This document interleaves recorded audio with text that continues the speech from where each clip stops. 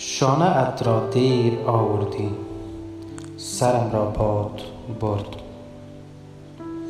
خشت خشت و آجر آجر، پیکرم را باد برد. من بلوطی پیر بودم پای یک کوه بلند. نیمم آتش سوخت، نیمی دیگرم را باد برد. از غزلهایم فقط خاکستری مانده به جا، بیتهای روشن و شعله‌ورم را باد برد. آه ای گنجشگه های مضطرب، شرمنده ام.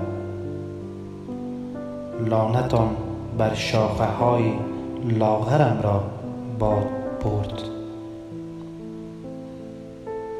بال کوبیدم قفس را بشکنم، عمرم گذشت و نشد. بدتر از آن بال و پرم را باد برد.